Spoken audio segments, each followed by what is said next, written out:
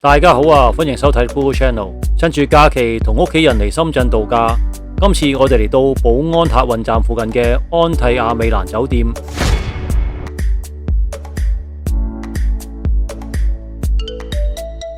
今次因為見到網上有推廣優惠，一房連自助晚餐再加個早餐都只係1150蚊人民幣，就一於嚟試一試啦。由地鐵站行到嚟酒店只需5至10分鐘，都算近嘅。安蒂亞美蘭酒店屬於5星級，係深圳寶安區內有規模嘅酒店。嚟到酒店大堂 check in 啦，環境都幾好喎。上到自己房間嘅樓層啦，有人就話成間酒店嘅格局好有文華 feel 喎，唔知大家有冇同感呢？揾到我哋間房啦，都算近電梯嘅。先嚟個 room tour，睇睇我哋間房啦。房間屬於豪華雙人房，面積有400幾尺，空間感十足。酒吧櫃設有咖啡機，除咗俾你沖茶包之外，亦都多個選擇。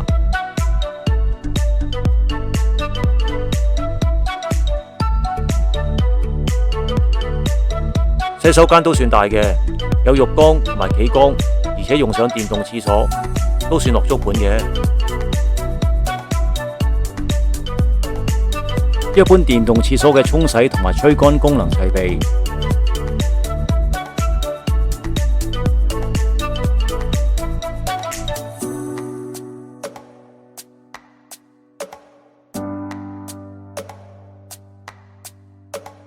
除咗2張單人床之外，仲有張貴妃椅。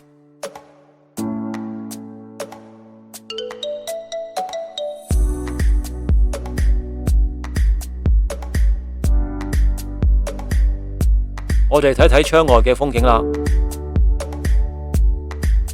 由於住喺21樓，景色都好開揚。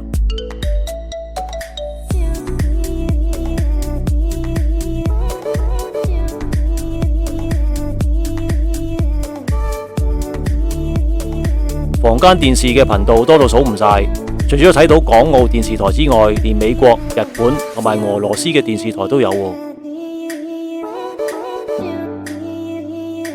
趁住有啲時間，同大家去睇睇酒店嘅其他設施啊！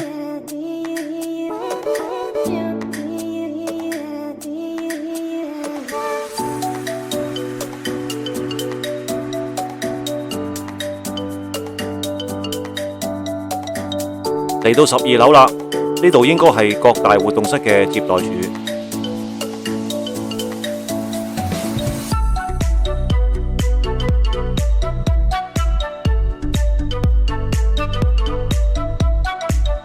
我哋先睇睇空中花園同埋泳池。酒店職員話泳池雖然未投入服務，但係就歡迎參觀。呢個應該係洗腳池啦。整個空中花園嘅面積都好大下喎。喺空中花園側邊行上幾級就係泳池啦。今次真係可以試試游乾水喎。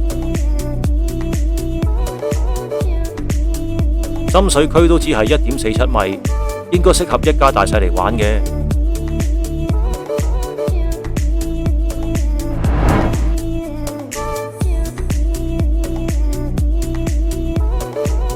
嚟到健身室啦。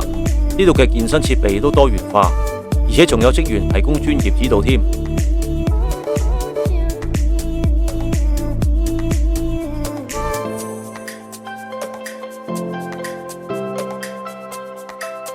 嚟到高爾夫球電子訓練室，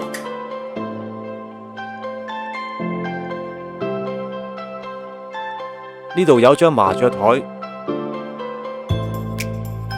側邊就係飲茶吹水區。而最入嘅位置先至係電子高爾夫球場。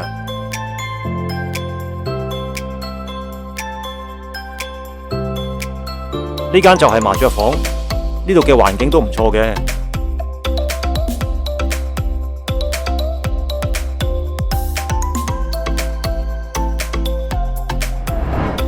嚟到晚餐時間啦，我哋落到嚟地下嘅西餐廳 Cafe Anvia。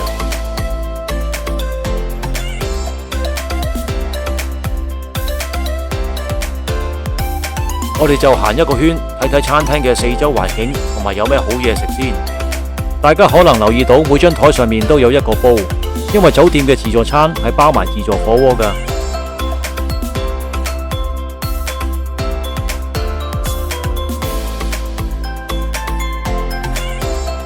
嚟到自助火鍋食材區，呢度仲有得撈海鮮㗎，而旁邊就係冷盤海鮮區。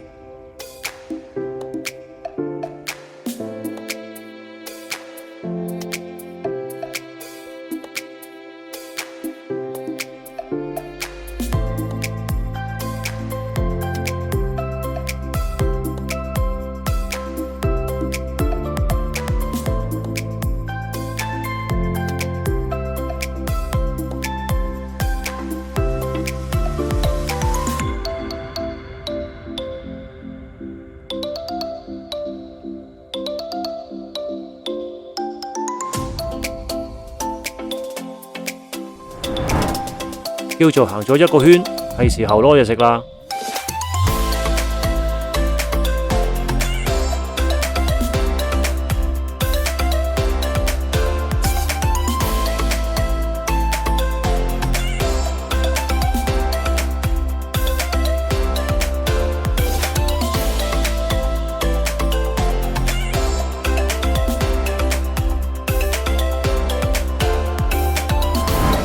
我哋返到嚟火鍋海鮮區啦，呢度有象拔蚌、鮑魚同埋蜆，最搶手嘅自然係象拔蚌同埋鮑魚啦。嗰度邊有冇鮑魚？嗰邊有冇鮑魚？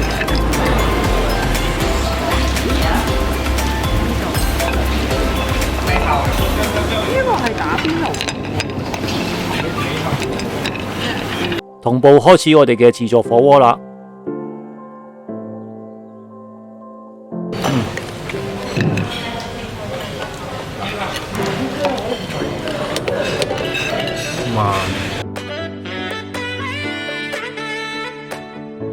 屋企人仲打撈咗好多海鮮返嚟，原來仲有八爪魚、生蠔、脆肉鯇魚添。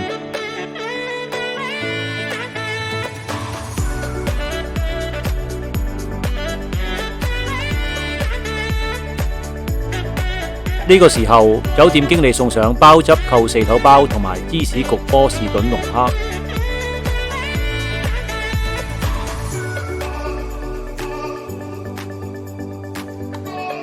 呢個鮑汁焗四頭鮑嘅火候適中，而且調味汁做得好好，可惜每人得一份。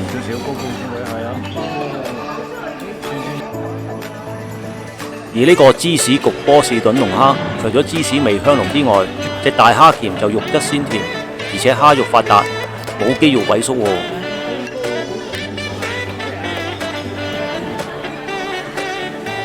我哋嚟到煎炸區啦，除咗有煎豬扒、牛扒之外，仲有煎黃花、泥鯭同埋剝皮魚添。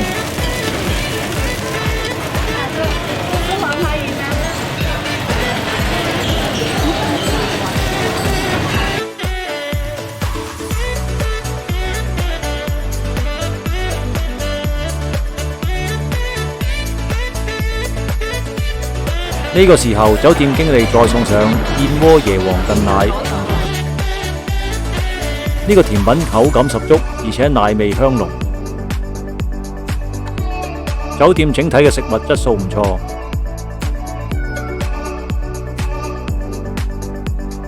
仲有要提一提呢度嘅燉湯係落足料㗎。當晚提供嘅主要有烏雞湯同埋乳鴿湯。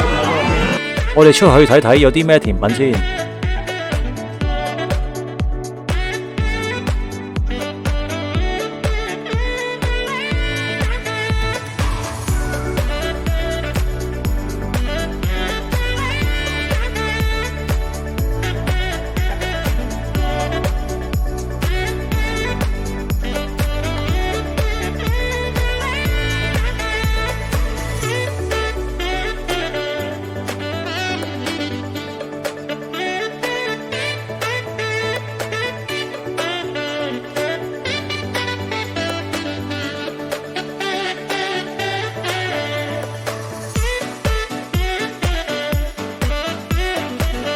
嚟到飲品區啦，呢度除咗有果汁之外，仲有紅酒、白酒同埋啤酒。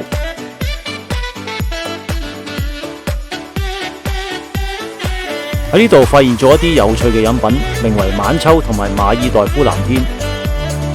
簡單嚟講就係汽水、椰子糖漿同埋檸檬汁嘅混合體。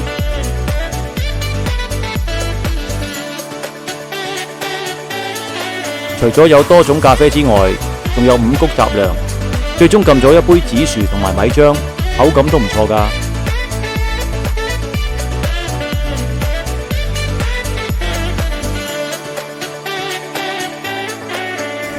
自助晚餐就差唔多啦，連餐廳都要休息添。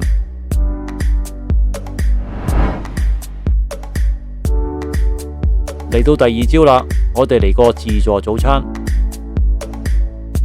我哋又先行一個圈，睇睇有啲咩好嘢食先。呢間酒店本身好大，早餐嘅規格同其他5星級嘅酒店差唔多，一樣有齊中西美食。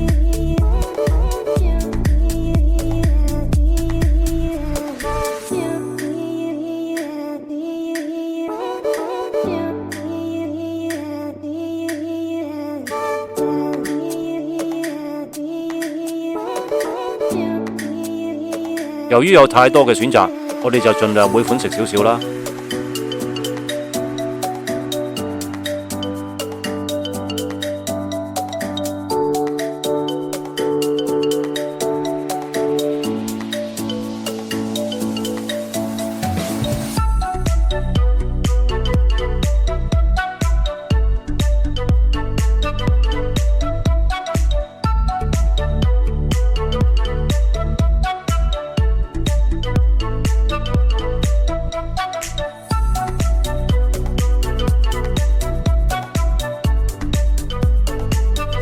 最後仲嚟咗杯自助 cappuccino 添，為呢個豐富嘅早餐畫上句號。食完呢個早餐之後，下一餐就應該係下午茶啦。整個2日1夜嘅 package， 每人都係500幾蚊人民幣，而且住宿飲食嘅質素都好好添。今集就嚟到呢度啦，下集見，拜拜。